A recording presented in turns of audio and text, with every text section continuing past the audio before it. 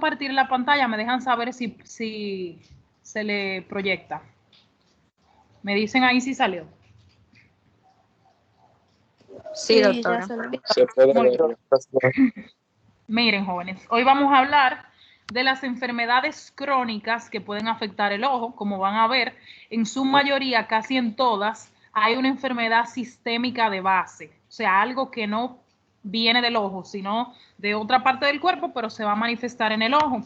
Vamos a empezar con la más frecuente y una de las más peligrosas, que es la retinopatía diabética. Entonces, déjenme agrandar la pantalla. Muy bien. Ustedes saben que la diabetes es un trastorno endocrino metabólico que se caracteriza por hiperglicemia crónica. Esto conlleva no solamente a un detrimento de la salud del paciente, sino a un elevado costo en la economía de los países, sobre todo en los países subdesarrollados como el nuestro, donde no hay mucha educación ni orientación para los pacientes. Lamentablemente, vamos a apagar los micrófonos, por favor. Los micrófonos. Muy bien. Lamentablemente, estos pacientes van a tener complicaciones en diferentes órganos, dentro de las cuales están las microangiopáticas, que es la retinopatía diabética la más frecuente, que puede llegar a ser incapacitante porque el paciente se va a quedar ciego si no tiene un buen manejo de la enfermedad. Continuando en ese mismo orden, vamos a hablar un poquito de la epidemiología de la retinopatía diabética. Es la primera causa de ceguera evitable en edad laboral. O sea que si la detectamos a tiempo, podemos evitar que el paciente se quede ciego.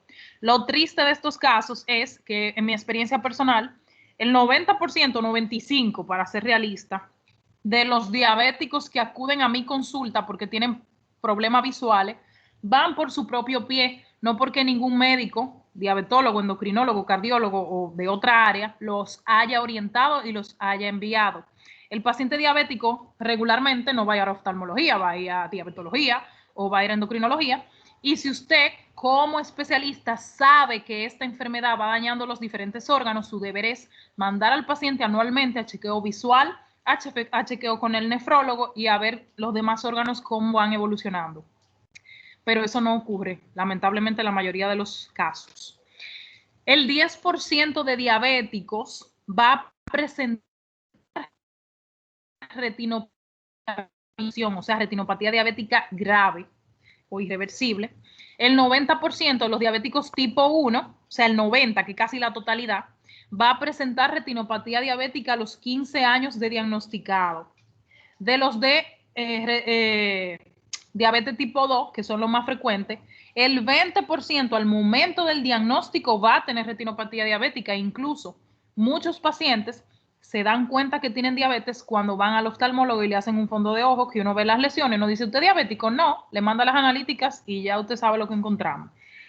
Y el 60% de diabéticos tipo 2, que son los más frecuentes, van a presentar algún grado de retinopatía diabética a los, perdón, que se me cambió la diapositiva, van a presentar algún grado de retinopatía diabética a los 15 años de su diagnóstico. Entonces, el asunto con esta parte es que muchos de los pacientes, cuando son diagnosticados, no tienen la enfermedad, o sea, no empiezan a padecer la enfermedad al momento, sino ya tienen varios años padeciendo esa enfermedad y empollándola sin saberlo, y ya lamentablemente llegan con la retinopatía. O sea que yo me atrevería a decir que no es el 60, sino el 80% de diabéticos mal controlados que van a enfermarse de los ojos. Entonces, como les decía, la diabetes va a presentar complicaciones tanto agudas como crónicas. Dentro de las agudas tenemos la hipoglicemia, la cetoacidosis diabética, el coma hiperosmolar, el estado hiperosmolar hiperglicémico. O sea, todo eso es lo que regularmente vemos en las emergencias generales. Pero dentro de las manifestaciones crónicas están las macrovasculares y las microvasculares. Las macrovasculares son la cardiopatía, los ACV, la insuficiencia circulatoria de miembros inferiores. Y dentro de las microvasculares tenemos en primer orden de frecuencia la retinopatía diabética. En segundo, la nefropatía, el daño renal por diabetes. La tercera, la neuropatía diabética. Y por último, el pie diabético. Si se fijan, dentro de las lesiones microvasculares que produce la diabetes, la más frecuente es la de los ojos, la retinopatía diabética. Entonces, ¿por qué los pacientes diabéticos no van primero al oftalmólogo. Si ustedes se fijan, en los hospitales, en el San Vicente, en la sala de diálisis, ustedes van a ver que la mayoría de los pacientes son diabéticos, o sea, se están dializando por neuropatía diabética. Y hay salas completas llenas de pie diabético. ¿Y por qué entonces la consulta de oftalmología no está llena de diabéticos evaluándose porque tienen problema visual? Pues porque no lo refieren, porque si el médico no le ve el pie desbaratado o lo ve orinando sangre, entiende que todo va bien porque el azúcar dice que está en 90. Eso es lo peligroso de este asunto, el desconocimiento, porque lamentablemente el paciente no puede hacer nada si no, su médico no lo orienta. Ya cuando él deja de ver es que suele ir a chequearse y ya ahí no hay nada que hacer. Entonces lo que yo quiero lograr con esto en ustedes, algo que a mí no me dijeron a tiempo, sino cuando hice la especialidad, porque ya yo vine a saberlo, es que esta enfermedad, o sea, le puede pasar a cualquier persona que está a tu lado, a tu tío, a tu abuelo, a tu vecino, a tu paciente, a quien sea que esté al ladito tuyo y tú como médico no sepas saberlo dirigir a tiempo. O sea, toda persona diabética, tenga o no control de su enfermedad, debe evaluarse los ojos anualmente. Si tiene alguna alteración, pues esa evaluación va a ser mucho más frecuente dependiendo del grado de severidad que tenga.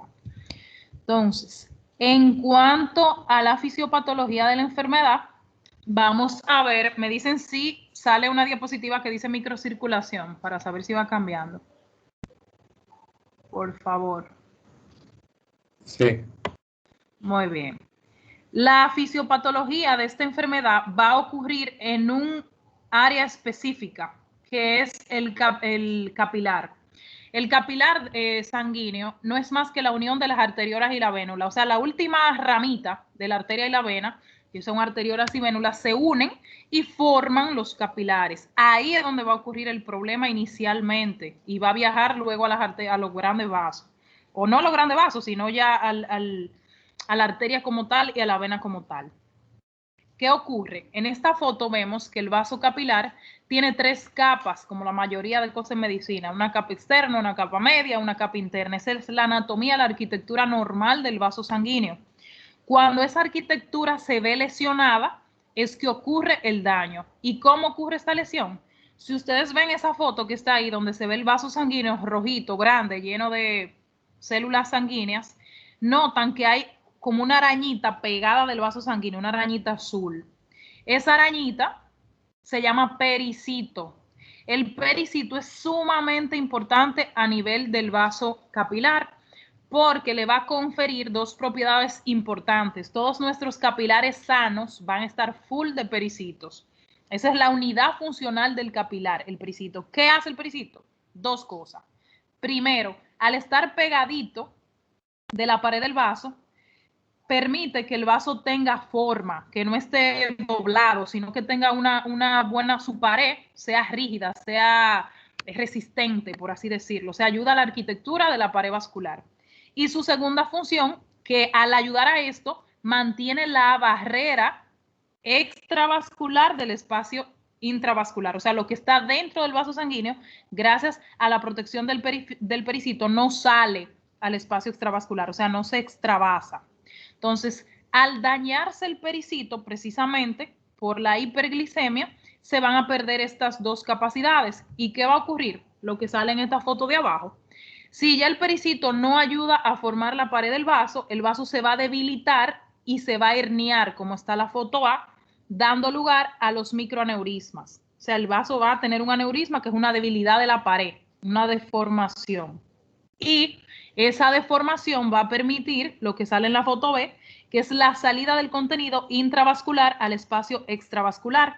Si algo se sale de esa manguerita, que es el capilar, evidentemente para algún lado va a coger y se va a meter entre las capas de la retina generando edema, hinchazón, porque sale ese líquido, ese plasma, se mete ahí dentro e hincha la retina. Como se dematizan los pies en los hipertensos mal controlados, así mismo se va a hinchar la retina en los pacientes que tienen este problema. Y eso se va a traducir en disminución visual. El asunto es que eso no se queda ahí. En la retinopatía diabética todo puede ser peor. A medida que ocurre todo este daño, el tejido de la retina obviamente va a estar desprovisto de oxígeno, porque si el vaso sanguíneo que llevaba el oxígeno se dañó, ese tejido se va a quedar en hipoxia. o sea, falta de oxígeno. ¿Qué va a generar la hipoxia? Una respuesta a nuestro organismo que se llama la activación del factor de crecimiento vascular endotelial. ¿Qué es eso? Nuestro cuerpo recibe una alarma de que el tejido de la retina está hipóxico, entonces produce neovasos como respuesta a la hipoxia.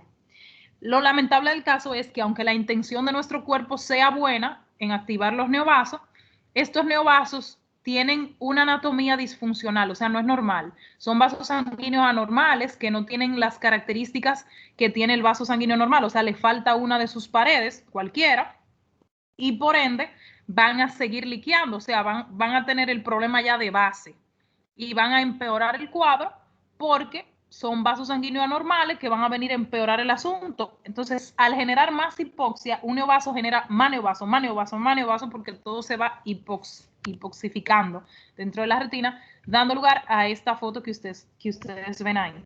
Como ustedes han visto fotos anteriores del fondo de ojo sano, notan que se nota el fondo anaranjado con la papila, que es la cabeza del nervio óptico, de donde salen los vasos sanguíneos, que son con un buen volumen, o sea, con un tamaño normal.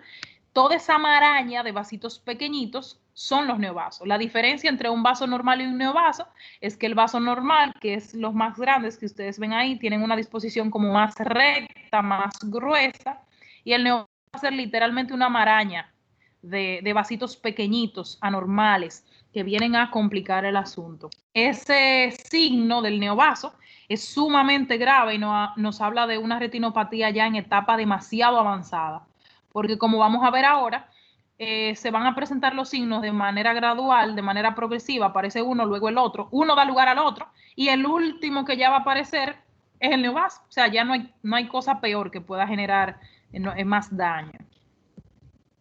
Hablando de eso mismo, vamos a iniciar con los signos de la retinopatía diabética. Lo primero que yo voy a ver al fondo de ojo para decir, este paciente tiene retinopatía, son los microaneurismas, que recuerdan que el daño daña la pared y el vaso se hernía. ¿Cómo se ve el microaneurisma? En la foto que está abajo, que dice A, ustedes ven un corte histológico de un microaneurisma. O sea, se nota como el vasito sanguíneo lleva su trayecto y hace ¡pum! Y forma como un bucle, como una dilatación sacular. Así se ve al microscopio, pero clínicamente en vivo, a través del fondo de ojo, lo vamos a ver como un puntito rojo, casi imperceptible, a menos que no hagamos un fondo de ojo con mala fe, buscándolo. Que como ven en la foto superior a la derecha, es un puntito que está montado sobre el vaso sanguíneo, porque obviamente es una dilatación del vaso, no puede estar en otro lugar que no sea en el trayecto del vaso. Y lo vamos a diferenciar de las hemorragias, porque las hemorragias pueden estar fuera, o sea, no tienen que estar necesariamente relacionadas con el vaso, sino al lado, arriba, abajo, y son mucho más extensas. El microaneurisma es como un puntito rojo. En la primera foto ustedes ven que se notan a lo lejos, puntico muy leve, que en la foto del medio se pueden ver luminescentes cuando hacemos un estudio de angiografía en el ojo. Se ven esos puntitos brillantes que parecen estrellitas, son los microaneurismas. Así lo vemos al realizar ya sea el fondo de ojo o la angiografía fluoresceínica a nivel del ojo. Entonces, cuando ocurre el microaneurisma y el paciente en ese momento no se le pone tratamiento, no es controlado, no se le mejora sus niveles de azúcar, lo que va a pasar es que va a evolucionar al segundo signo. Déjenme ponerlo aquí, que son los exudados. Dijimos que lo primero que pasa es que la pared se hernie, dando lugar al microaneurisma, pues luego, a través de esa herniación, van a empezar a salir contenido intravascular al espacio extravascular y se van a meter en las capas de la retina, si se salen del vaso. Y ese contenido está dado por lipoproteína, o sea, grasa y proteína y macrófagos. Y en el fondo de ojo lo vamos a ver como esas lesiones amarillentas a modo de placas con bordes bien definidos, que son como grumos que vienen en grupitos, y se van a ver amarillentos de bordes definidos, como ya les dije, que eso la va a diferenciar de otro tipo de lesión. Entonces ya sabemos que la cosa se está poniendo fea. Entonces, a partir de ahí, vamos a ver que el paciente, si no corregimos y mejoramos su condición, va a evolucionar a las hemorragias. Ya el vaso sanguíneo se hernió, dejó salir lo que tenía y lo que viene después es sangrado. Ese sangrado va a tener diferentes disposiciones. Puede tener sangrado en punto, en mancha, hemorragias grandes, pequeñas, o sea, va a variar dependiendo del vaso sanguíneo en donde se sangre, en donde se afecte, si es el vaso principal o las ramificaciones, como se ven en esa foto. A diferencia de los microaneurismas, no son simplemente puntitos, sino como ya lesiones mucho más grandes. Posteriormente a las hemorragias van a aparecer las lesiones algodonosas. Si se fijan, son lesiones que se parecen un poquito a los exudados, pero se van a diferenciar en que son mucho más grandes, a diferencia de los exudados que son amarillos. Estos son blancos. Los exudados tienen bordes definidos, estos, como vemos, tienen los bordes difusos y parecen algodones, literalmente, por eso se llama lesiones algodonosas. A diferencia de los exudados, que como su nombre lo dice, es un exudado, algo que sale de un lugar hacia otro, las lesiones algodonosas no son exudados, sino que son zonas de infarto, donde ya no llega oxígeno, donde ya no llega perfusión, y por eso la coloración del tejido cambia, se pone pálida, se pone blanca. Esta lesión es sumamente importante porque ya nos habla de una isquemia bastante significativa. Si yo le hago un fondo de ojo a ese paciente y veo lesiones algodonosas, es patognomónico de que esa paciente ya tiene falla renal, o sea, lo tengo que mandar obligatoriamente al nefrólogo porque posiblemente necesite tratamiento médico o diálisis. O sea, que es algo que no se debe ignorar. Y lamentablemente, muchísimos de esos diabéticos que llegan a la consulta, a su primer chequeo de los ojos ya llega así. Y es bastante lamentable. Entonces, posterior a eso van a ocurrir los cambios ya más severos a nivel de la vasculatura. En las venas vamos a ver bucles venosos, esa foto superior derecha, que vemos que se parece como a la herniación que ocurre en el aneurisma. Pero en el aneurisma, para poder ver el bucle, hay que hacerlo microscópicamente. O sea, a nivel clínico se ve como un puntito, pero ya los bucles venosos son bastante grandes y al fondo de ojo se pueden ver así, como esa saculación que se ve ahí. También se presenta el arrosariamiento, se llama así porque el vaso sanguíneo toma una disposición como de rosario, de cuenta, bolita, bolita, bolita, por el daño que sufren sus paredes, o sea, se va dilatando, estrechando y toma esa disposición, por eso se llama arrosariamiento venoso. Y por último, se puede dar la segmentación intensa, en donde los vasos sanguíneos se van segmentando y parecen como, su trayecto se ve como salchichita, porque en esa zona donde hay dilataciones es porque murió el pericito en todo este trayecto y pierde su morfología, el vaso.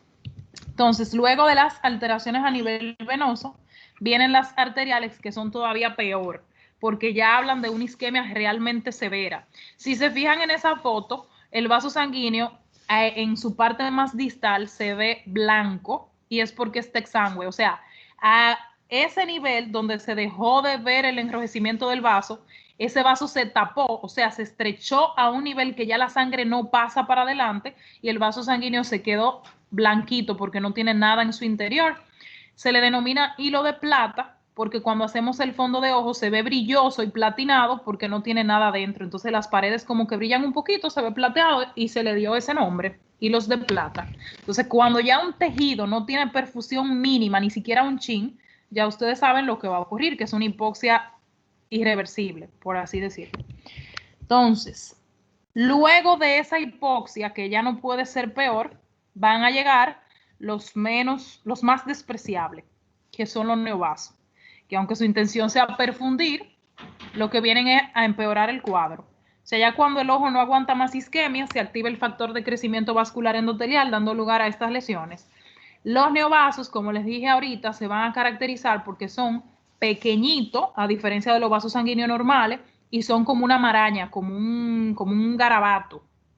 Los neovasos pueden ocurrir en diferentes áreas de la retina. Como vemos en la foto A y la foto B, vemos neovasos a nivel del nervio óptico, en la bolita del nervio, como también en las demás fotos C y D, podemos ver neovasos fuera de la zona del nervio, o sea, en cualquier parte de la extensión de la retina. Cuando hablamos de hipema, que es el sangrado en cámara anterior, que dijimos que su principal causa son los traumas, los golpes, una de las menos frecuentes dijimos que era la diabetes. Y precisamente por esto que vemos aquí es que puede ocurrir en la diabetes, Cuando la isquemia es tan grande en la retina que se producen los neovasos y esa isquemia persiste, esos neovasos migran desde allá atrás de la retina, de la capa interna, y se meten a través de la pupila hacia adelante e invaden el iris.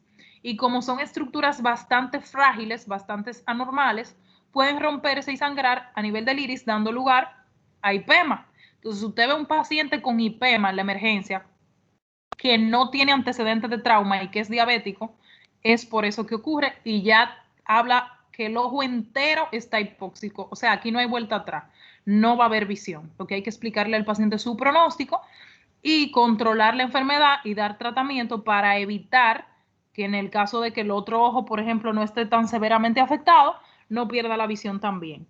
En las fotos inferiores en la derecha vemos un sangrados masivos que ya no son como los sangraditos anteriores, que eran manchita y florecita de sangre. Estos son sangrados masivos que ocurren cuando esos neovasos se salen de control, empiezan todos a romperse e invaden el vitrio. Ya ahí es el vitrio que está sangrando, no la retina. Bueno, el vitrio no va a sangrar, sino que la sangre ya se distribuye a nivel del vitrio. Ya estos casos de retinopatías son bastante funestos. Entonces, en cuanto a la clasificación de la retinopatía diabética, tenemos 3 estadios. El primero es la no retinopatía diabética, y ustedes dirán, ¿cómo una clasificación de una enfermedad tiene no enfermedad? Es una locura. Pero, o sea, el riesgo es tan fuerte de un paciente diabético poder tener retinopatía diabética que se decidió entrar a los pacientes sin retinopatía al protocolo de evaluación, porque todo paciente diabético, como los síntomas principales que son el aneurisma y el edema, no generan tantos síntomas. Muchos pacientes que creen estar bien no lo están. Y no es hasta que se hacen la evaluación al fondo de ojo que no detectan el primer signo, que es el microaneurisma. Y si en ese momento no empezamos tratamiento, pues probablemente va a ser inevitable la cascada de cosas que ya describimos. El segundo estadio o clasificación de la enfermedad es retinopatía diabética no proliferativa. ¿Qué ocurre aquí? Todo lo que yo les describí, menos los neovasos.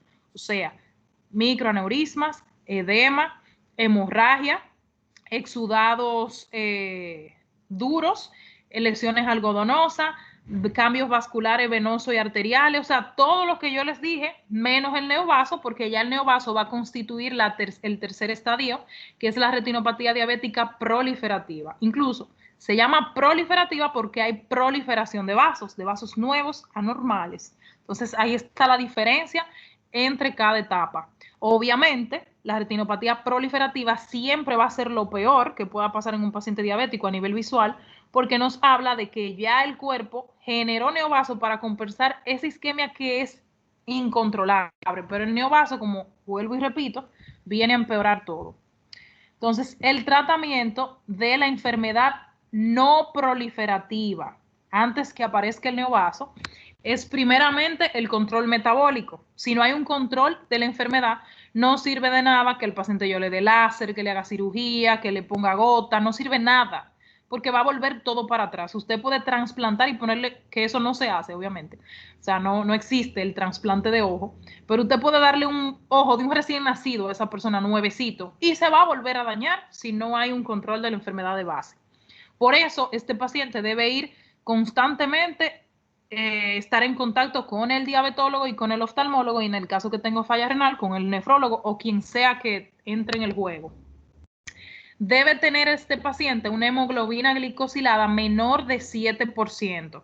Para los que no saben lo que es la hemoglobina glicosilada, es la memoria metabólica de la glicemia del paciente. O sea, si un paciente diabético que después de diciembre se comió todo lo porco asado, la manzana, la uva, acabó con todo, y dice, bueno, en enero voy para mi diabetólogo porque tengo el azúcar, tiene que estar de controlar, porque ellos los diabéticos se la saben todas. Ya aprenden a dominar su enfermedad y creen que lo hacen bien con eso.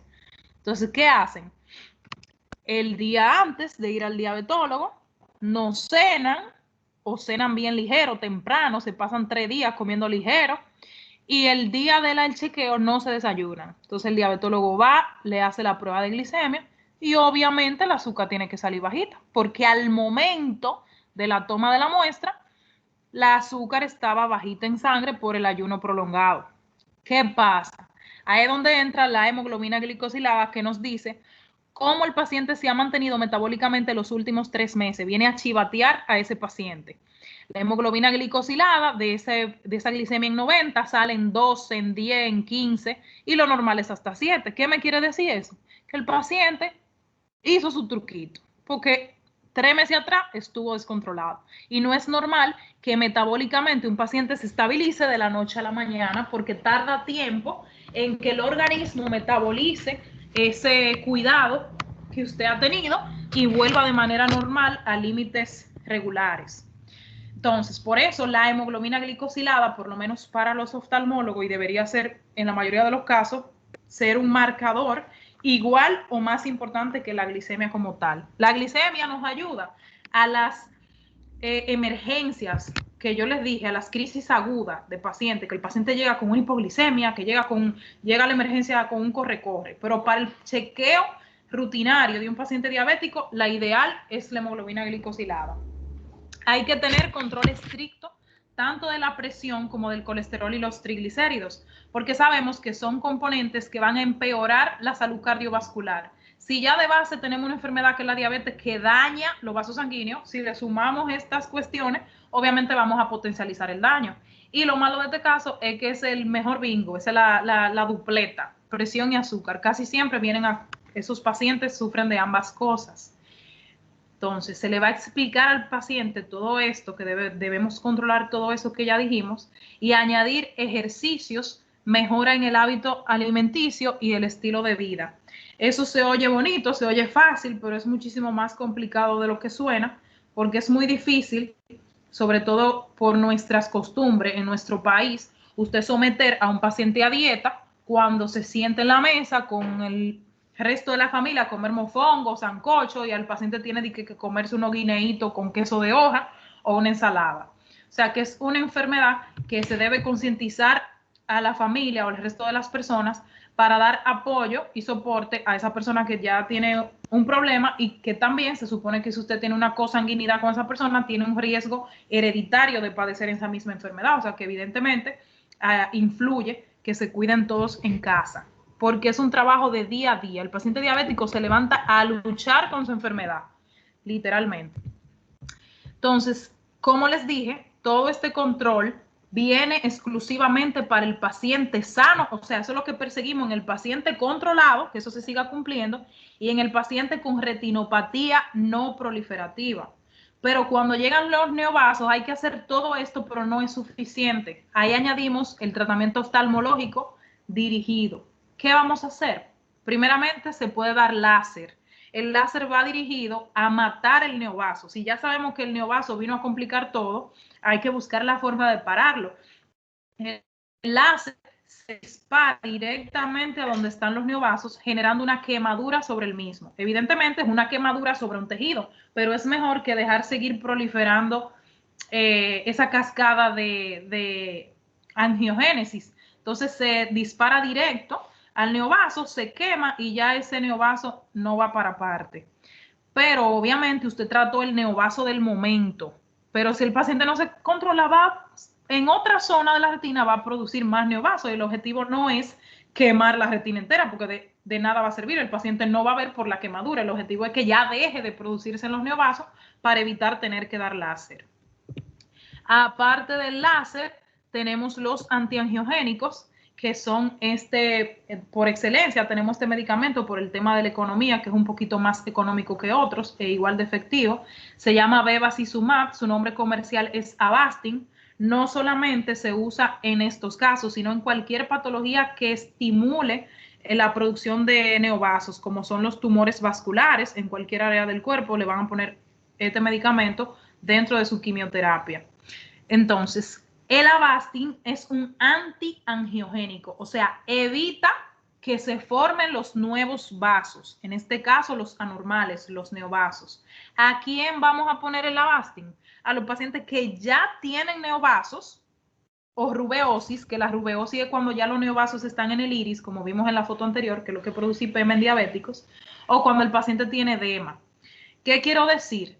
se va a poner cuando ya el neovaso existe o cuando el paciente está en la última etapa de la retinopatía diabética no proliferativa, que ya lo que sabemos que es inminente, que es un paciente mal controlado y que lo que sigue es los neovasos. Entonces ponemos el anti-VEGF, que es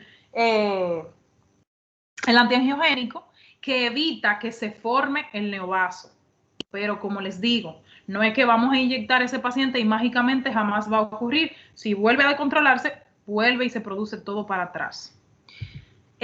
Algo que debo aclarar, la inyección no es intramuscular, esa inyección se pone directamente en el ojo, se inyecta hacia el vítreo para que la retina completa se bañe del medicamento y se produzca el efecto. O sea, no es inyección en el brazo, ni en el glúteo, ni nada de eso. El último tratamiento que tenemos para la retinopatía diabética ya avanzada es la vitrectomía pars plana. Es un procedimiento en donde, por ejemplo, cuando ya esos neovasos generan un sangrado masivo, que el vítreo entero se tiñe de sangre, hay que sacar ese vítreo, porque ya un vítreo ensangrentado no va a permitir que la luz pase correctamente al nervio óptico. Recuerden que les mencionaba anteriormente que para que la luz pueda estimular el nervio óptico, deben las estructuras transparentes del ojo, que son la córnea, el humor acuoso, el cristalino y el vítreo, estar transparentes. Si hay una hemorragia vítrea que ocurre por el daño vascular, porque el vaso se rompe, se daña, sangra y se llena el ojo por dentro de sangre, hay que evacuar esa sangre. Entonces, ¿qué hacemos? Un procedimiento que en la foto superior vemos, se introducen 2 instrumentos al interior del ojo. Uno de ellos es una lámpara para poder ver. Obviamente, esta cirugía se hace bajo microscopio para poder ver el interior del ojo. Se dilata la pupila para poder ver la retina allá atrás. Y por el otro lado tenemos otro instrumento que viene siendo como una microaspiradora que se va a chupar todo ese vítreo teñido. Entonces, ustedes dirán, si el vítreo es lo que le da forma al ojo, lo que permite que el ojo tenga su volumen, si no lo llevamos, ¿qué vamos a ponerle? Porque el ojo se va a volver una pasa, se va a consumir, se va a pegar pared de pared. Entonces, se sustituye el vidrio por una sustancia que se llama silicón, que no es el silicón que utilizamos para pegar, sino una sustancia que no genera ningún grado de reacción a cuerpo extraño ni a irritación, sino que biológicamente es muy similar al vidrio, tanto en su textura como en su densidad, para sustituirlo, que es transparente y por ende funciona en teoría igual que el vitrio. Nada es como el vitrio, pero es lo que tenemos para poder sustituirlo.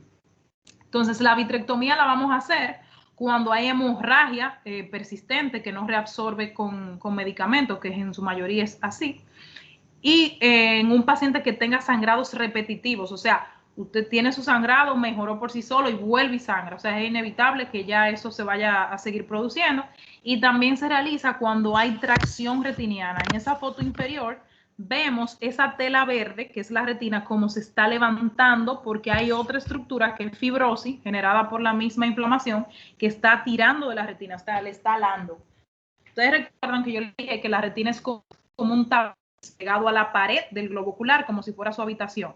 Entonces, si algo ala ese tapiz que lo quiere arrancar, o sea, arrancar la retina, la visión se va a perder, si hay un desprendimiento de retina. Entonces, ¿qué se hace a través de la vitrectomía? Aparte de chuparnos todo ese vítreo teñido de sangre, se hace un corte en la zona de tracción para evitar que siga alando. O sea, se corta eso que está alando, esa fibrosis, y la retina puede bajar y volver a su posición original. Ya como les dije, esta es la última herramienta que utilizamos, ya esto en casos sumamente graves, que lamentablemente son muchísimos pacientes los que llegan a este punto, por lo menos en nuestro país. Entonces, básicamente eso era respecto a la retinopatía diabética. Ahora vamos a pasar a hablar de la retinopatía hipertensiva no menos frecuente, aunque la diabética es más aparatosa, esta también es igual de frecuente. Si vamos a ver, la mayoría de enfermedades que vamos a hablar aquí son retinopatías, porque precisamente las enfermedades, las emergencias, las enfermedades agudas que hablamos en la clase pasada, suelen afectar el polo anterior del ojo, lo que es córnea, iris, conjuntiva, ojo rojo, irritación, picor, pero las no menos peligrosas, o por más decir las más peligrosas, las que sí pueden comprometer la visión de manera permanente, a diferencia de una conjuntivitis, una queratitis, son estas, las que afectan la capa neurológica, la capa que viaja, que manda la información al cerebro, que es la retina. Y en todos estos casos, ustedes van a ver que el paciente se le ve ese ojo nítido porque todo ese desastre está ocurriendo por dentro. Y el paciente es muy descuidado porque hasta que no nota que ya la visión se le fue o que está viendo realmente mal, no va al médico y ya está en una etapa tan avanzada que es poco lo que podemos hacer. Algo sumamente importante, para que se dé la retinopatía diabética y como la hipertensiva, el paciente tiene que estar descompensado. No es que por el hecho de usted ser diabético o hipertenso la va a desarrollar, pero si se descompensa, eso va a ser inevitable. Entonces, la retinopatía hipertensiva se caracteriza o se nota más en un paciente con hipertensión crónica. El paciente que tiene una crisis hipertensiva sí va a tener cambios a nivel vascular, pero esos cambios pueden ser reversibles. Pero ya el paciente que tiene toda su vida descompensado, tiene un año, por ejemplo, bebiendo pastillas en su casa sin chequearse con el cardiólogo, sin saber si le están o no haciendo efecto, es el paciente que ese vaso sanguíneo aguanta hasta un día. O sea, esa pared vascular va haciendo resistencia, pero un día dice hasta aquí llegué. Y empiezan a producirse las lesiones que voy a describir ahora, que son muy similares a la diabética. Incluso el tratamiento es básicamente el mismo, porque si hay hipoxia van a llegar los neovasos, llega el tratamiento de la enfermedad de base, el láser, las inyecciones, todo lo mismo, porque al final son las mismas estructuras las que se están afectando, pero por diferentes vías. Me van a avisar si aquí salen los grados de la retinopatía hipertensiva. Si cambió la foto, me dejan saber. Sí. Muy bien. En esa foto hay un error en los grados, que todas dicen grado 1, pero obviamente son grados diferentes del 1 al 4. En el primer grado, cuando realizamos un fondo de ojo, solamente vamos a ver que hay una vasoconstricción arterial. O sea, vamos a ver las venas normales, pero las arterias finitas. El resto está normal. En el grado 2 de la retinopatía hipertensiva, vemos como las arterias siguen contraídas, aumenta el reflejo luminoso, o sea, se ven brillositas al fondo de ojo, pero a diferencia de las arterias que están contraídas, las venas se dilatan, se ponen anchas, se ensanchan, y pueden haber cruces arteriovenosos que son cuando una arteria se le monta o le pasa por detrás a la vena, o sea, se cruzan ambos vasos sanguíneos, como se ve en la foto del grado 2 abajo, inferiormente, que vemos un vaso sanguíneo encima de otro. Y el resto está normal.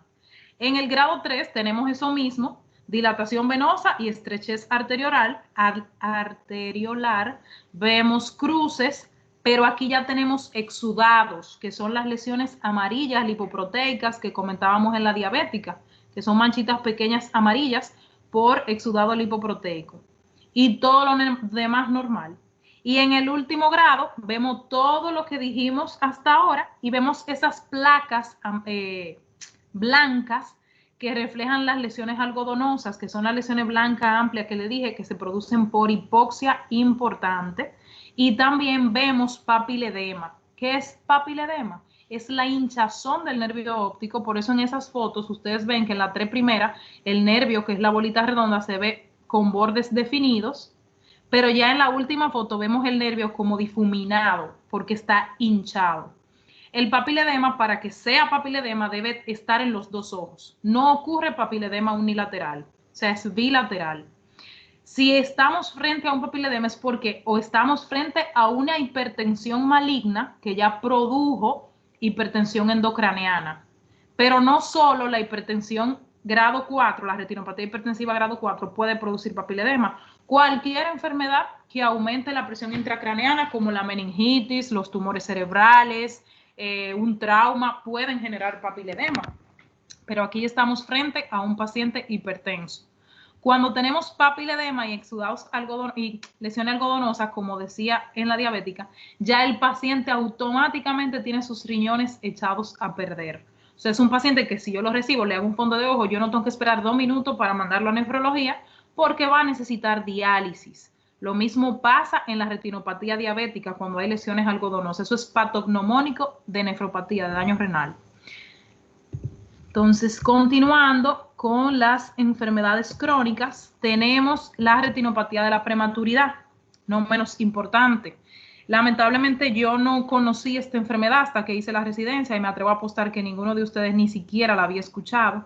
Y eso es sumamente lamentable porque esta enfermedad constituye un problema de salud pública ahora mismo en nuestro país y en muchísimos países de Latinoamérica. Porque es algo que no conocemos, que está ocurriendo y que lamentablemente la única forma de evitarlo es documentarlo.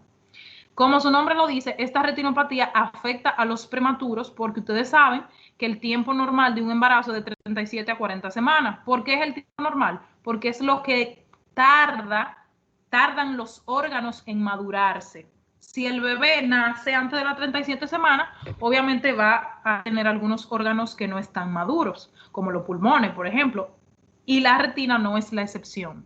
Entonces, la retina termina de madurar de 37 a 40 semanas. Si el paciente, por ejemplo, el prematuro nace de 30 semanas, va a nacer con una retina a mitad de su formación y nada más va a tener vasos sanguíneos hasta cierta parte. A partir de ahí, todo ese tejido está desprovisto de oxígeno.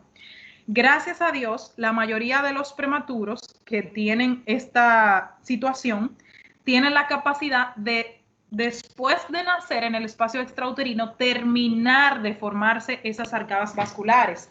Pero hay un porcentaje en el cual no ocurre esto y se queda hasta ahí y por ende es un niño que va a ser ciego. Lo triste de esta historia es que es un niño que no jamás en la vida va a poder manifestar su problema visual hasta que tenga 6 meses, 1 año, cuando los papás notan que el niño no fija, que no tiene los dos reflejos primitivos que son fijación y seguimiento, o sea, poder ver un objeto y quedarse mirándolo y seguirlo cuando tiene movimiento, que eso ocurre a partir de los 6 meses más o menos. Entonces, ya a los 6 meses que el padre detecta que el niño no ve, ya no hay nada, absolutamente nada que hacer. Y si ustedes se fijan, como me pasó a mí, cuando yo roté en neonatología, nunca de los nunca yo vi a un pediatra o a ningún médico referir ese paciente prematuro al oftalmólogo. Simplemente le ponían oxígeno, que si la incubadora, que si los pulmones maduraron y para su casa. Entonces, por eso cada vez hay más pacientes con retinopatía de la prematuridad que no están siendo diagnosticados a tiempo y por eso tienen ceguera irreversible y totalmente evitable si tenemos conocimiento de eso. Toda persona, aunque a ustedes se le olvide esta enfermedad, algún día, si ustedes se chocan con una madre que tuvo bebé prematuro, díganle que en bole humo vayan a chequear ese bebé al oftalmólogo. Sobre todo, o sea, mientras más rápido lo hagan, mejor, porque hay mejor pronóstico. ¿Cuándo es el momento indicado del oftalmólogo verificar la retina de un prematuro? A la 4ª semana de nacer. Porque les decía que la mayoría de los bebés, gracias a Dios, en esas 4 semanas, en ese primer mes de nacimiento, pueden llegar a terminar de madurar la retina. Por eso se le da ese periodo, esa ventana, ese chance de ver si maduran. Pero a las 4 semanas, al evaluarlo, si vemos que no maduró, pues de una vez hay que darle tratamiento. El tratamiento depende de lo que encontremos dentro del ojo. Si hay, o sea, todas las lesiones que yo le describí a nivel retiniano son las mismas que van a ocurrir en presencia de hipoxia, cuando hay un daño en el vaso sanguíneo o una malformación o hay un déficit en su, como en este caso, que no maduraron, todo eso se va a definir como un daño al vaso sanguíneo. Y al final, todo daño al vaso sanguíneo lo que va a llevar a una hipoperfusión, posteriormente hipoxia y después neovaso. Entonces, el tratamiento es básicamente igual, dependiendo de lo que encontremos, láser, inyecciones y bla, bla, bla. Entonces, ¿cuáles son los factores que van a predisponer a que ocurra esta enfermedad? No es solamente el hecho de que el paciente sea prematuro, hay otros factores que empeoran o desencadenan el cuadro. Los 2 factores más importantes son el peso al nacer y la edad gestacional. A más temprana prematuridad, o sea, 27, 30 semanas, es peor que un bebé que nazca a las 34, por ejemplo. Mientras más chiquito y menos peso, va a ser los principales factores. Pero hay otros factores que incluyen, por ejemplo, el uso de oxígeno suplementario, la anemia, las dificultades respiratorias, las transfusiones sanguíneas y la salud general del niño. Algo que a mí me llamó la atención cuando yo estudié retinopatía de la prematuridad por primera vez es que el uso de oxígeno suplementario empeorar el pronóstico del paciente, porque se supone que si hay hipoxia y la hipoxia es que genera todo el daño, si te ponen oxígeno, tú vas a salir del estado de hipoxia y debería mejorar. El asunto con el oxígeno suplementario es porque si al prematuro se le pusiera el oxígeno necesario en cuanto a edad y peso, el pulmón puede madurar correctamente sin afectar la retina. Pero ¿qué es lo que pasa? al bebé, automáticamente nace prematuro, lo meten en la incubadora y le ponen la canulita de oxígeno a toa, a 95, 100 el oxígeno, y mete al paciente a un estado de hiperoxia, pasa de hipoxia a hiperoxia. Pulmonalmente eso es bueno porque el bebé fácil y rápidamente desarrolla su función pulmonar, pero ¿qué pasa? Empeora esa hiperoxia, empeora el estado ocular. Pero si se pusiera el oxígeno bien calculado, que eso nunca pasa, casi, no sé ahora, pero en mi tiempo, créanme, que le era la cánula de una vez, sin pesar el niño ni siquiera, o sea, sin tomar en cuenta, sin calcular el oxígeno, sí se calculaban otras cosas, pero no el oxígeno, el paciente pulmonalmente podría desarrollarse bien y también su visión, si se le diera el oxígeno específico. Pero mucha gente dice, no, lo que importa es la vida del paciente, como no tienen idea de la retinopatía de la prematuridad, lo que se vigilan es el pulmón. Entonces le meten oxígeno por boca y nariz. Entonces esta es la importancia de que ustedes conozcan la retinopatía de la prematuridad. A usted se le puede olvidar la fisiopatología, pero fijen en su mente que el prematuro debe ser evaluado, porque es lamentable saber que llegue ese niño de 2 años, 6 meses, y usted decirle, eso se pudo evitar si se hubiese chequeado a tiempo. ¿Y quién es el culpable? El que lo recibió, el muchachito, el pediatra, el perinatólogo, el interno, el residente, el que estuvo ahí. Entonces ya tenemos que salir de esa nebulosa, de esa ignorancia, que yo misma fui parte de ella en mi momento, y esto es lo que a mí me corresponde enseñarle a ustedes. Ojalá yo pueda aprender de otras áreas que quizá tengo de conocimiento, pero ya ustedes saben respecto a eso. Algo importante, la retinopatía de la prematuridad, es que a nivel nacional, como representa un problema tan importante, se están haciendo tamizajes, o sea, chequeos de manera gratuita y sin cita a los prematuros, tanto en Secanot, el hospital donde yo me formé, como en el Cabral Ibáez en Santiago. O sea, tenemos un punto en Santo Domingo y uno en Santiago para de manera gratuita ver esos pacientes y sin cita. O sea, la paciente llega hoy y hoy la ven, porque es algo que no puede postergarse. Si ustedes tienen algún conocido, ya ustedes saben que pueden dirigirlos a esos hospitales para que de manera gratuita se la pueda hacer el chequeo, lo mandan al oftalmólogo más cercano que pague su consulta. Entonces, continuando con las enfermedades crónicas, vamos a hablar rápidamente de la orbitopatía tiroidea. Esta es una enfermedad que se caracteriza principalmente por el daño a la tiroides. Si ustedes dirán, ¿y qué tiene que ver la tiroides con los ojos? Pues resulta que en nuestra tiroides hay moléculas similares a el tejido que está dentro de la órbita. En la primera clase yo le decía que en la órbita no solamente está el globo ocular, sino que también hay grasa y músculos. Entonces, dentro de esos tejidos grasos y musculares hay moléculas similares de la tiroides. Entonces, cuando hay una inflamación a nivel de la tiroides, hay antígenos en contra de la tiroides, también se va a inflamar ese tejido similar que está en la órbita, puede o no inflamarse. Como detrás del globo ocular está la grasa y los músculos, si ellos se inflaman, van a empujar el ojo hacia adelante, generando proptosis o exoftalmo, que es la protrusión del ojo hacia afuera. O sea, esa grasa inflamada aumenta, ocupa más espacio y empuja el ojo para afuera. Ese es el principal signo, la proptosis. Cuando ustedes vean a un paciente que tenga esos ojos saltones, no necesariamente como en esa foto, que ya es un caso grave, hay pacientes que tienen ojos saltones que no necesariamente sean tan fuertes, recomiéndenle hacerse pruebas tiroideas, porque posiblemente haya un problema ahí. Entonces, esta enfermedad no solamente se va a asociar a hipertiroidismo, también puede presentarse en hipotiroidismo o en eutiroides, que en teoría sea que la tiroides esté normal, sino que el primero se afecte el tejido ocular y ya posteriormente se afecte la tiroides, aunque en ese momento la tiroides no está afectada, es cuestión de tiempo para que se afecten, porque son tejidos similares que pueden inflamarse conjuntamente uno antes que otro. ¿Cuáles son los síntomas de la orbitopatía tiroidea? Como su principal signo clínico es la proptosis, la protrusión de los ojos, el ojo va a estar más expuesto a la brisa, por ejemplo, porque va a estar más para afuera, más saltón, a la brisa, al polvo, a la contaminación. Entonces, los síntomas principales van a ser sensación de areneo, de cuerpo extraño, irritación, lagrimeo, todo eso por exposición al ambiente.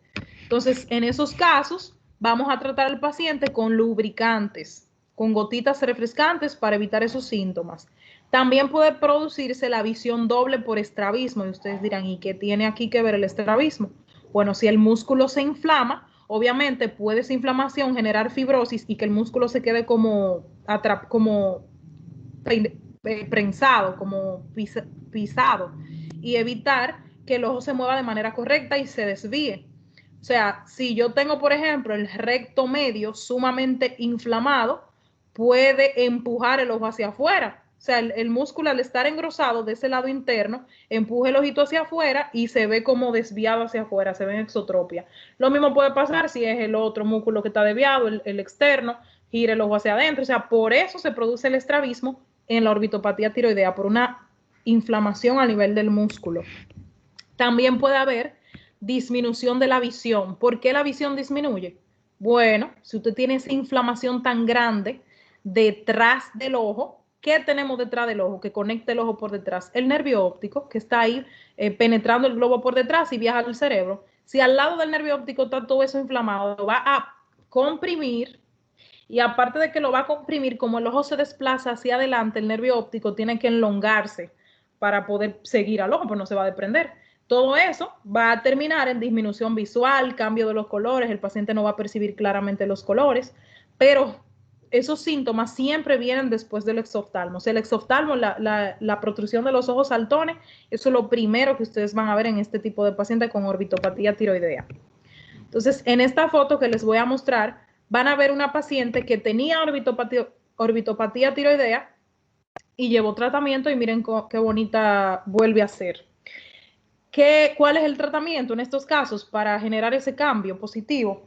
Primeramente, en etapas iniciales, que se caracteriza por la resequedad, básicamente por exposición, yo les dije que vamos a proteger la superficie ocular con lubricantes.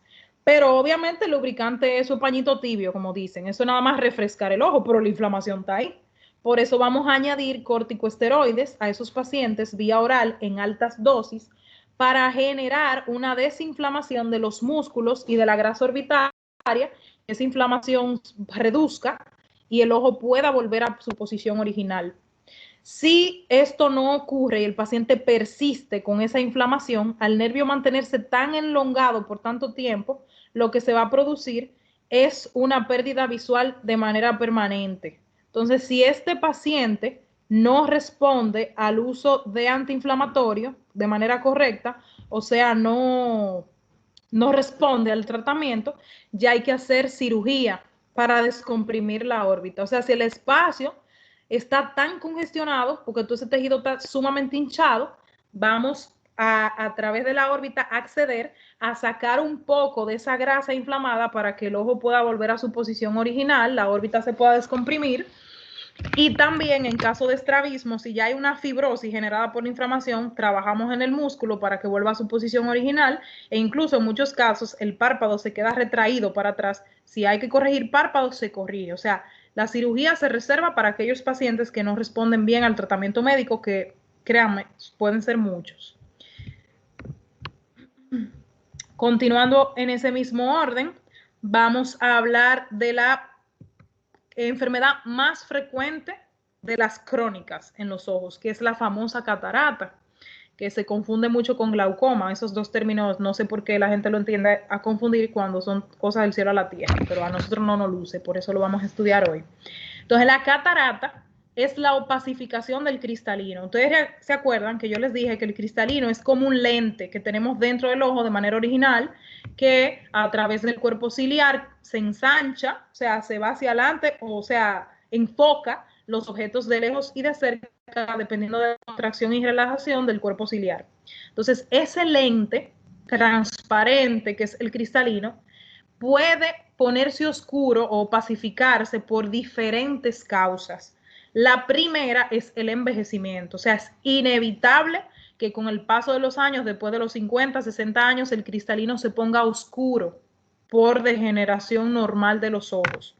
Por eso es la causa número 1 de ceguera en la República Dominicana y en el mundo. O sea, la catarata siempre va a ser la primera causa de ceguera a nivel mundial porque es que es inevitable, nos va a pasar a todos los que que Dios nos ayude y vivamos suficiente.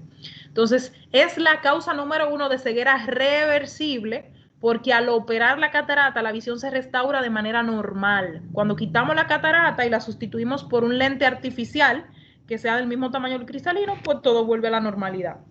Entonces, la característica, lo que causa la catarata es visión borrosa, obviamente, porque recuerden que la córnea, el humor acuoso, el cristalino y el vitrio deben ser transparentes para que la luz pueda viajar hasta el nervio óptico. Cualquiera de esas estructuras que se opacifique, ahí se interrumpe el paso de la luz. Entonces, visión borrosa, alteración de los colores, porque la catarata va apareciendo progresivamente. No es que de pronto el paciente deja de ver, sino que poco a poco, a partir de los 50 años, ese cristalino se va poniendo cada vez y cada vez y cada vez más opaco. A medida que pasan los años, 2, 5, 10, 15 años, se opacifica más. Por eso, inicialmente, el paciente empieza a ver como si fuera con un filtro, como los filtros de las fotos, que se ven medio amarillentos. Asimismo, el paciente va a perder la capacidad de ver los colores claramente y puede presentarse leucocoria. La leucocoria es cuando vemos la pupila como blanca. En esa foto de abajo que dice alterado normal, que es una foto de un niño, vemos como el reflejo luminoso en un ojo se ve blanco y en uno rojo. ¿Alguna vez ustedes han visto alguna foto o se han tomado alguna foto en donde se ve ese reflejo rojo y dicen, ¿y qué es eso? ¿Y por qué eso se produce? Eso es totalmente normal y se produce porque cuando el estímulo del flash de la cámara entra al ojo, refleja el color de la retina. O sea, saben que la retina es como anaranjada, como rojo anaranjada. Entonces eso habla de que simplemente la luz del flash está reflejando el rojo de la retina.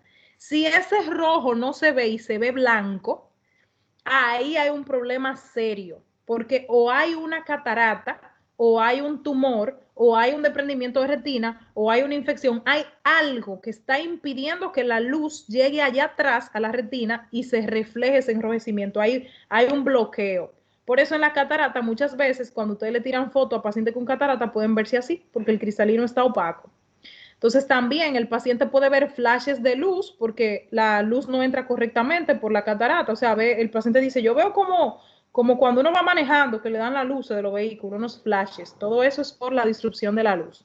Entonces, ¿cuáles son los tipos de catarata? Primeramente están las congénitas, que se asocian a herencia, a déficit de vitaminas, a radiaciones que la madre tuvo durante el embarazo y también a rubeola, que era una de las más frecuentes, pero por el advenimiento de las vacunas, ya lo que es la toxoplasmosis, la rubeola, el sarampión, todo eso que puede producir catarata, ya estamos más protegidos por las vacunas y por eso han bajado la incidencia un poco. Y las adquiridas, tenemos la senil, que es por la edad, senil significa envejeciente, por ejemplo, es la más frecuente e inevitable, como le dije al principio. También están las metabólicas asociadas a diabéticos, hipocalcemia, aminoacidosis, galactosemia y traumatismos, que aunque todos al final vamos a terminar en catarata en la vejez, pero puede ocurrir por estas causas antes de tiempo. E incluso no solamente en un trauma contuso puede ocurrir una catarata, sino también cuando un paciente se electrocuta, puede opacificarse el cristalino por el metabolismo que se ve alterado.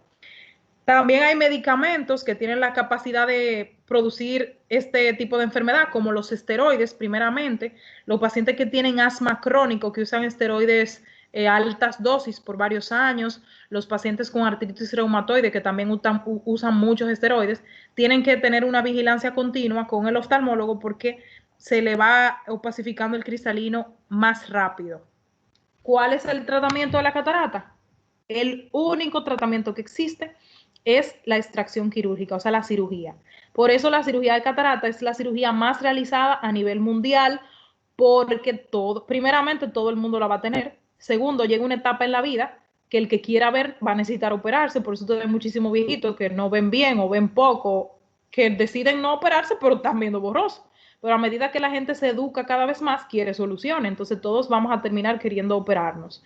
Entonces, si usted se opera un ojo, eventualmente va a querer después operarse el ojo si ve que le funcionó la cirugía. Por eso es una cirugía que siempre va a ser frecuente, porque todo el mundo la va a querer y la va a querer de sus dos ojos.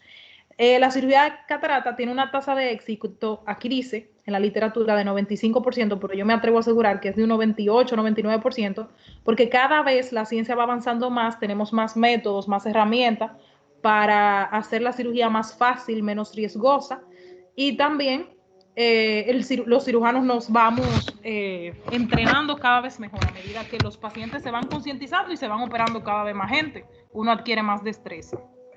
Entonces, continuando, ya casi terminamos con la enfermedad que sigue, que es el glaucoma, que ese término les decía que la gente lo tiende a confundir mucho con catarata, opacidad de cristalino, glaucoma, presión alta del ojo que puede dañar el nervio. Entonces, el glaucoma es la segunda causa de ceguera en la República Dominicana. Les dije que la primera es la catarata, pero oigan cómo el orden se altera. El glaucoma es la segunda causa de ceguera, pero es irreversible. De las causas reversibles, la segunda más frecuente es la retinopatía diabética, porque la catarata y la retinopatía se pueden mejorar, pero el glaucoma no. El glaucoma se puede prevenir, pero no revertir. O sea, si yo te diagnostico con glaucoma, puedo ayudar a que eso no siga progresando, pero ya el daño que ocurrió no lo puedo revertir. Dentro de las causas irreversibles es la primera, pero dentro de la causa de ceguera en general es la segunda causa. Como les dije, es prevenible, pero no reversible. Es hereditaria, ese es su componente principal. Por eso es bueno que siempre ustedes indaguen en su familia, en el pasado, en sus abuelos, bisabuelos, tíos, si alguien padeció de ceguera, si alguien murió ciego o si alguien usa gotitas para la presión, porque el principal factor de riesgo es la herencia para desarrollar glaucoma. Y esta enfermedad es tan agresiva que Balaguer murió ciego por glaucoma. Y imagínense ustedes, si el presidente de un país con todo el poder y todo los periquitos terminó en ceguera por no chequearse a tiempo, ¿qué nos espera a nosotros los simples mortales? Entonces, dentro de esta enfermedad vamos a ver que la manifestación casi siempre es bilateral, o sea, va a afectar los dos ojos en la mayoría de casos, pero puede ser asimétrica, puede ser que un ojo esté más afectado que otro. Se va a asociar a enfermedades como la diabetes, la hipertensión. Recientemente también se ha descubierto que se asocia a pacientes miopes, o sea, los miopes tienen más riesgo de padecer glaucoma que un paciente sin problemas o con otro problema visual, y es prevalente en nuestra raza, en la raza negra, somos más frecuentes, por eso hay que chequearse cada año para la detección de glaucoma. Si usted tiene un familiar con glaucoma, aunque se chequee este año y todo esté bien, tiene que chequearse el otro porque no sabemos en qué momento ese tic-tac se va a prender, esa carga genética que usted tiene se va a manifestar. Entonces el glaucoma automáticamente se detecta, se debe empezar el tratamiento para evitar su progresión. Le llaman el ladrón silencioso de la visión, porque si tú te duermes 2 o 3 años sin detectar el glaucoma, es inevitable la ceguera. ¿Cuáles son los signos y síntomas del glaucoma? Primero, aumento de la presión, porque eso es lo que detona todo el daño en el nervio. O sea, si no hay un aumento de la presión, el nervio, en teoría, no se va a ver tan afectado. ¿Cuál es la presión normal? De 8 a 21 milímetros de mercurio, la presión ocular. Si sube de 21, ya hay un riesgo de que se dañe el nervio, y por ende eso se llama glaucoma. ¿Y por qué se va a producir? Por un aumento de la producción de humor acuoso o una deficiencia en su drenaje. A diferencia del vitrio, que el vitrio no se regenera, o sea, por eso cuando hay una hemorragia vítrea, hay que sustituir ese vitrio por silicón, porque si el vitrio se regenerara, sacáramos ese vitrio y viniera vitrio nuevo. El humor acuoso sí es así. El humor acuoso se vive produciendo constantemente y se vive eliminando constantemente. Los cuerpos ciliares, que son los que sostienen al cristalino, son los que producen el humor acuoso. Pero ya, para no profundizar mucho, yo lo que quiero que ustedes sepan es que el humor acuoso se va recambiando constantemente y si hay un aumento de su producción, la presión del ojo va a subir, como cuando tú le echas más aire de la cuenta a una vejiga. Y si se produce de manera normal, pero no se está eliminando correctamente, también se va a acumular. O sea, aumento de su producción o déficit del drenaje va a generar presión alta. Esta es la causa. Apréndansela, que la voy a preguntar. Y obviamente todos estos cambios del daño del nervio se van a resumir en visión borrosa. Pero la visión borrosa del glaucoma tiene una característica diferente a otras enfermedades, que es la visión tunelizada. ¿Qué quiere decir eso? La visión se empieza a perder en la periferia, arriba, abajo, a un lado, al otro, pero en el centro el paciente supuestamente ve bien, está 20/20. Pero si le hacemos un examen de campo visual a los lados, vemos que va perdiendo la visión periférica. A medida que la enfermedad va avanzando, ese túnel se va cerrando, se va cerrando, se va cerrando, o sea, se va comprimiendo el campo visual y cuando la enfermedad avanza ya vemos que el paciente no ve de frente, o sea, ni siquiera la visión central se ha conservado. Entonces, es difícil que un paciente con un glaucoma inicial que empieza a perder la visión periférica se dé cuenta, porque generalmente siempre estamos mirando hacia adelante. Si vamos a mirar a un lado, no miramos a un lado, sino que giramos la cabeza para mirar para un lado. Entonces, generalmente siempre estamos viendo de frente. Entonces, si usted no se hace un chequeo a tiempo sin esperar que la visión central se afecte, no sabemos si usted tiene glaucoma o no. Y para peor, la mayoría de los pacientes con glaucoma llegan al chequeo ya cuando tienen un déficit visual. Incluso por eso es que van a chequearse, porque no ven bien, pero ya es irreversible si tu visión central se afectó, porque ese túnel se cerró. Y el glaucoma es irreversible porque a lo que afecta es al nervio. Y ustedes saben que las células neurológicas, o sea, las neuronas no regeneran. O sea, la neurona que se fue no va a volver. O sea, los axones de ese nervio no se regeneran. A diferencia de las demás enfermedades que hemos hablado, esta duele, porque si aumenta la presión dentro del ojo, va a generar dolor. Toda esa retinopatía que hablamos, ninguna de ellas duele. Ese ojo desbaratado por dentro, el paciente ve poco, pero se queda tranquilo en casa porque no le está doliendo. Y él cree que está dejando de ver por la vejez, porque necesita lentes, pero posterga ese chequeo de lentes, ese supuesto chequeo de lentes, y es una de esas retinopatías dándole la madre. Pero aquí el paciente suele, cuando tiene un glaucoma avanzado, que eso es importante, porque no es todo el glaucoma que duele, la crisis glaucomatosa, es como la presión. Usted puede tener la presión, tiene 5 años sufriendo la presión sin saberlo, pero un día hace una crisis hipertensiva, va a la clínica, la presión altísima y le duele la cabeza y está sangrando por la nariz. Y ahí es que se dan cuenta que el paciente sufre de la presión, pero ya tiene añales con esa presión. Eso pasa con el glaucoma. Cuando el glaucoma duele, es porque ese nervio ha aguantado y ya posiblemente esté muy, muy afectado. O sea, que no, el hecho de que el ojo no duela no quiere decir que no haya glaucoma. La excavación del disco óptico es lo que yo veo cuando hago un fondo de ojo. En esa foto inferior, ustedes ven el nervio óptico, esa bolita redonda, naranja, a través de donde emergen los vasos sanguíneos, que tiene una bolita en el centro más pequeña, más clara. Esa es la excavación del disco óptico, que es pequeñita. Si notan la foto de al lado, esa excavación ya está grandota y se ve el nervio totalmente pálido.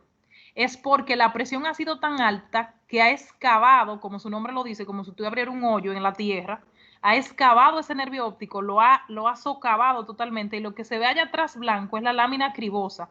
Y ese nervio es poco lo que le queda a la cabeza del nervio óptico, está totalmente atrófico y por ende es un paciente que no ve nada.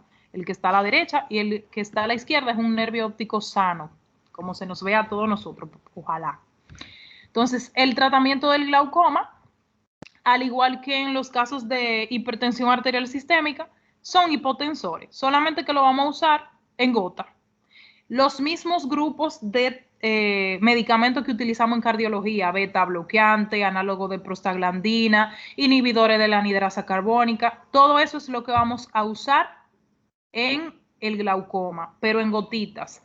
¿Y cómo vamos a elegir? Igual que como elegimos en cardiología, cada medicamento tiene su público. Por ejemplo, los beta bloqueantes no se le pueden poner a pacientes asmáticos porque producen vasoconstricción, broncoconstricción, perdón. Tampoco se pueden usar en pacientes que sufran de bloqueos cardíacos porque enlentecen el ritmo de cardíaco. Entonces, si un paciente tiene un bloqueo, se le va a parar el corazón mínimo. Entonces, igualmente pasa con los análogos de prostaglandinas que son proinflamatorios, o sea, pueden generar inflamación. Un paciente que tenga un ojo inflamado por glaucoma, tú no le vas a poner un análogo, pues se va a inflamar más.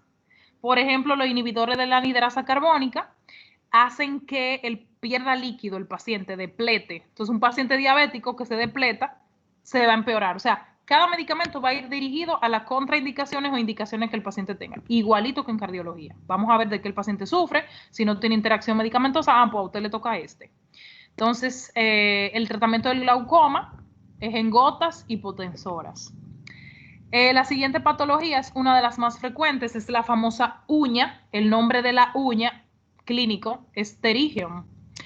Esta patología es sumamente común en nuestro medio porque lo que causa la uña, el pterigium, es el sol, la brisa, el polvo, la contaminación, y eso es lo que tenemos día a día en nuestro país. Por eso en los países tropicales es mucho más frecuente este tipo de enfermedad que en países nórdicos. O sea, usted no va a ver en un país frío un pterigium. O sea, no hay forma, porque no hay un estímulo externo para que se produzca.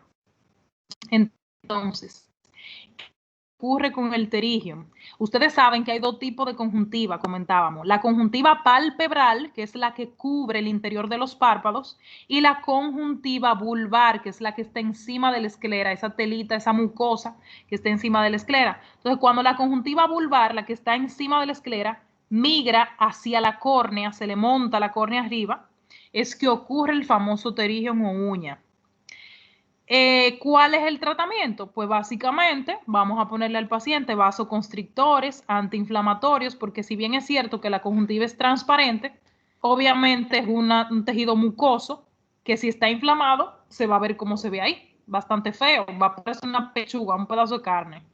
Entonces, el tratamiento definitivo es inevitablemente quirúrgico. No hay forma humana que la gotita quite la uña, pero antes de la cirugía tendemos a desinflamar, porque si no desinflamamos es más fácil que el paciente le pueda volver a salir la uña. Incluso por eso se le dio coloquialmente el nombre de uña, porque se puede quitar, se puede operar, pero puede volver a surgir si volvemos a exponernos a todos los factores asociados como la exposición solar, el calor y todo lo demás. El tratamiento es extirpación más mitomicina C, que es un medicamento que no necesariamente hay que ponerlo, pero es bueno utilizarlo porque es un medicamento que es antineoplásico, o sea, evita que se forme más tejido. Y no es que garantiza que no va a volver a salir, pero reduce el riesgo de que esto ocurra. En Punta Cana hay mucha gente con pterigium, sobre todo las que trabajan en Puerto Plata, en Punta Cana, en hoteles, porque su trabajo, los ingenieros son más propensos a desarrollarlo, pero esto nos puede afectar a cualquiera porque también se ha notado que situaciones que resecan el ojo, como el uso prolongado de dispositivos electrónicos, el aire acondicionado y todo eso también empeoran el cuadro, o sea que hay que protegerse de todo lo que reseque el ojo para evitar ese tipo de inflamación. Ya estamos terminando. Vamos a continuar hablando de los estrabismos. Más o menos, yo me imagino que ustedes tienen una idea cuando hablamos de los músculos, del recto superior, recto inferior, recto medio y bla, bla, bla, y los oblicuos. Recuerdan que cada músculo tiene una función. Cuando el músculo deja de funcionar o tiene algún defecto, pues se va a producir el estrabismo. Hay 4 tipos de estrabismos o de desviación de los ojos. Endotropia, que es hacia adentro, cuando el ojo se va hacia la nariz, cuando el paciente desvía el ojo hacia adentro. Endo, de dentro, endo, para adentro. Exotropia es cuando el ojo se va hacia afuera. Hipertropia es cuando el ojo sube, tiene un ojo derecho y uno para arriba. E hipotropia cuando el ojo baja. Generalmente ustedes se han fijado que los pacientes viscos que han visto o entran o sacan el ojo. Es raro ver que un paciente tenga un ojo para arriba o un ojo para abajo, pero puede ocurrir. Y se asocia sobre todo a alteraciones neurológicas, no tanto del músculo, sino a nivel cerebral, de parálisis y cosas así. Es sumamente importante saber que hay estrabismos alternantes. O sea, no necesariamente el paciente desvía todo el tiempo un solo ojo. Muchas veces ustedes ven un paciente que, por ejemplo, lo ven hoy y le dicen, mira, él desvía el ojo derecho, y en 2 o 3 días lo ven y notan que es el izquierdo, y ustedes dicen, mira acá, pero era el ojo derecho que desviaba, ahora es el izquierdo. Eso se llama estrabismo alternante, o sea, que en un momento el ojo derecho está derecho y el ojo izquierdo está estrábico, y en otro momento el ojo izquierdo está derecho y el ojo derecho está estrábico. Esto es de mejor pronóstico, aunque ustedes de afuera, ustedes digan, pero ¿por qué mejor si los 2 ojos se ven afectados? Y es porque si un ojo está desviado todo el tiempo, solamente el ojo derecho, por ejemplo, ese ojo en ningún momento está recibiendo estímulo luminoso, porque la luz no entra por donde tiene que entrar, porque la pupila está desviada con tu ojo. El rayo de luz de frente no entra. Entonces, si en ningún momento del día ese ojo recibe estímulo, es un ojo que no va a desarrollar visión. Pero si el estrabismo es alternante, cada ojo en determinado momento va a estar fijando, va a estar mirando hacia adelante y constantemente va a recibir un chin de estímulo, un chin no, un chin sí, un chin no. Y por eso el paciente tiene capacidad de desarrollar visión de sus dos ojos. O sea, de cómo recibe estímulo en algún momento del día, pues la luz entra y estimula y así se va recibiendo información. ¿Qué pasa? Hay algo que ustedes deben tener pendiente que se llama ambliopía, de lo que hablo en el último párrafo de la diapositiva. La ambliopía es tan importante que tiene un día al año, aunque no recuerdo cuál es, pero se hacen evaluaciones para detección de ambliopía. ¿Qué es la ambliopía? Bueno, cualquier cosa que produzca disminución visual, ya sea un estrabismo por falta de estímulo de luz, ya sea una catarata, ya sea un tumor, lo que sea que produzca disminución visual en un niño, si no se corrige antes de los 7 años, va a producir ambliopía. Porque a los 7 años es que el sistema visual madura. O sea, lo que no se aprendió visualmente a los 7 años ya no se va a aprender. Si usted nació con una catarata y se la quitaron a los 7, 8 años, le quitan la catarata, pero la visión no va a mejorar. Si usted es un paciente estrábico, no lo opera antes de los 7 años, nada más le va a operar el estrabismo para fines estéticos. Sí se ha observado que con el advenimiento de la ciencia, se ha podido mejorar un poquito, o sea, dar como una terapia para mejorar la visión, pero nunca va a ser igual la visión que el otro ojo. O sea, siempre debemos corregir los problemas visuales en niños a tiempo para evitar ambliopizarlos. Incluso, eso ocurre también con pacientes que tienen miopía elevada, esos niños que ustedes ven que se quejan, que no ven la pizarra, que tienen déficit de aprendizaje. Hay que tratar de ponerle su lente antes de tiempo, o sea, antes de los 7 años, para generar que el cerebro se vaya desarrollando con buena visión. Entonces, ese niño, aunque sea con el uso del lente, pueda ver bien, porque después de los 7, si tiene una miopía magna importante, aunque usted le ponga lente, puede mejorar un chin, pero se pudo mejorar muchísimo si se llevaba el tratamiento de manera oportuna. Entonces, ya por último, vamos a hablar de los famosos defectos refractivos, que esto me imagino que en alguna vez de la vida ustedes han oído hablar de la miopía, hipermetropía, astigmatismo o la presbicia, que son los famosos defectos de lentes. En el caso de los pacientes miopes, esto ocurre porque el ojo es más largo, o sea, el diámetro anteroposterior del ojo, que habíamos hablado que lo normal es de 21 a 24 milímetros, o sea, la media 24 realmente, es más largo de ahí, o sea, es un ojo largo de adelante hacia atrás, o que la córnea es demasiado curva. Entonces, eso produce una visión borrosa de lejos y buena de cerca. Por ejemplo, yo que soy miope, yo puedo ver el celular bien, puedo leer un libro bien, puedo operar porque opero de cerca de un microscopio bien, pero necesito lente para conducir porque ya los carros a lo lejos, los letreros a lo lejos no lo veo bien. La hipermetropía es el defecto inverso. El ojo suele ser demasiado corto o pequeño, o la córnea, en vez de ser muy curva, suele ser muy plana.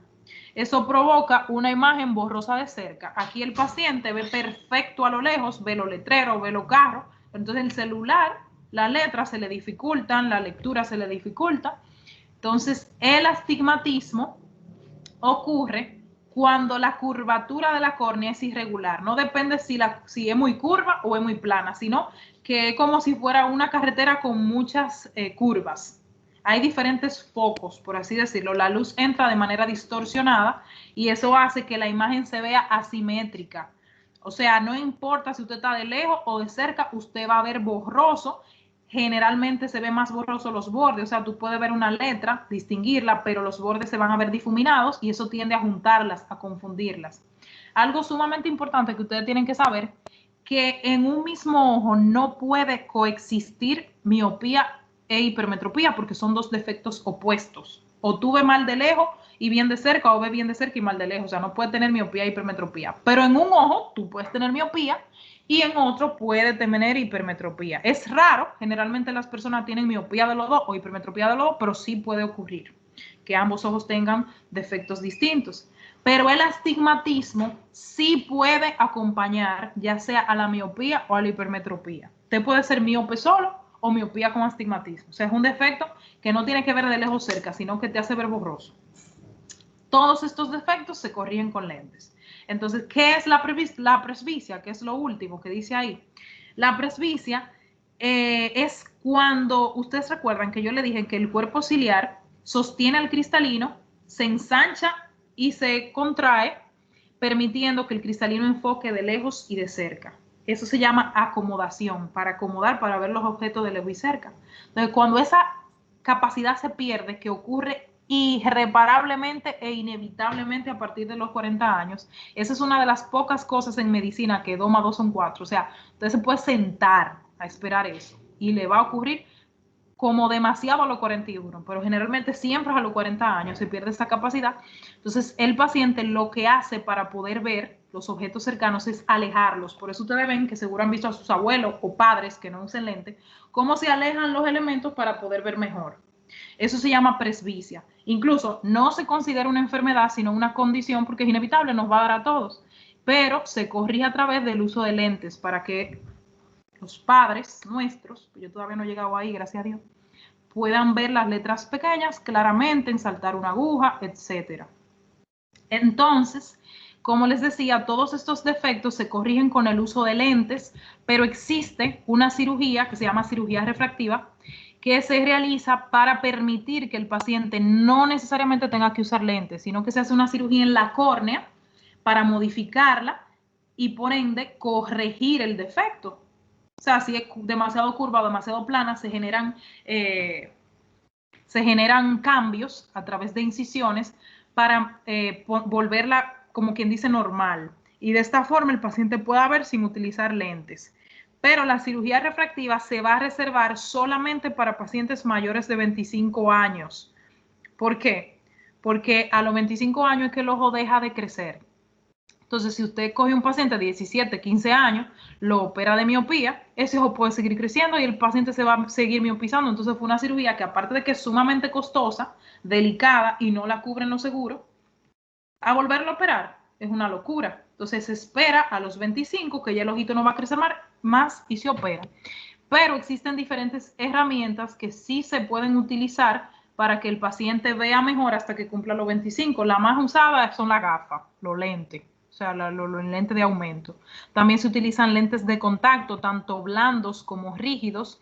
Hay muchísimo tratamiento, gracias a Dios, que se pueden utilizar hasta los 25 años. Y no toda persona se puede operar. O sea, hay que hacer muchísimos exámenes para ver si el paciente es candidato. Debe tener un defecto de al menos 1. Hay defectos que son 0.25, 0.50, 0.75. Esos defectos no se operan porque son muy mínimos. O sea, no vale la pena correr el riesgo si es un paciente que no necesita ni siquiera usar un lente todo el tiempo, sino para cosas específicas, para leer o para manejar, dependiendo de su defecto. O sea, no vale la pena.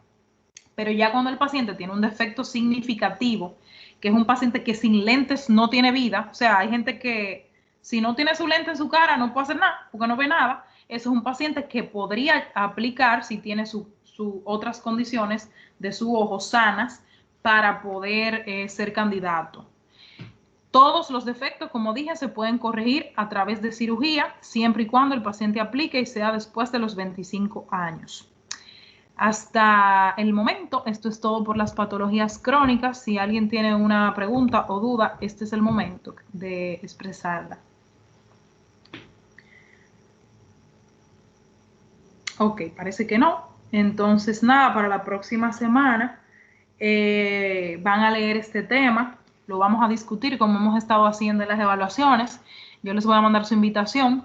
Luego de la evaluación de este tema, vamos a dar de última clase la parte práctica, que es los exámenes oftalmológicos.